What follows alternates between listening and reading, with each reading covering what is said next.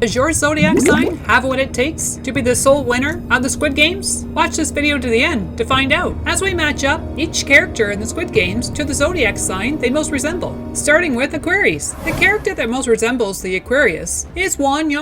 People born under the Aquarius zodiac sign are known to be excellent detectives. Their decisions are not based solely on assumptions. They require strong proof, reason, and they handle the problem at hand using logic rather than emotions. Aside from being perfectionists, their attention to detail makes them ideal investigators. Throughout the episode, he investigates the island in a variety of disguises and comes dangerously near to revealing the entire plot, thanks to his top-notch Aquarius abilities. Up next is Gemini. The player who most resembles Gemini is player 218, Cho Sang-woo. Player 218, like a true Gemini, is highly intelligent, easy to talk to, and earns everyone's trust in the beginning through his charismatic and clever ways. Player 218 shows his famous Gemini side by revealing his split personality as acting as a compassionate friend to gain Ali, player 199's trust, when truly he was only out to fulfill his own needs, like shown in the marble game. The truth is, some Geminis are known to gain your trust and will use what they find out about you against you. So never reveal your darkest fears to a Gemini. You'll never know what aspect of the Gemini you're dealing with. Which brings us to Aries. The character that most resembles Aries is Abdul Ali, player 199. There is one player that exactly fits the description of a true Aries. Player 199 is a Pakistani immigrant laborer. He is a gentle and quiet man who wants nothing more than to provide for his family. In fact, the only reason why he ends up playing the game in the first place is because his boss hasn't paid him for months. Player 199 is a physically intimidating man who at the end of the day just wants to belong. Aries, at their heart, they do what they want and do things their way. They aren't afraid of controversy.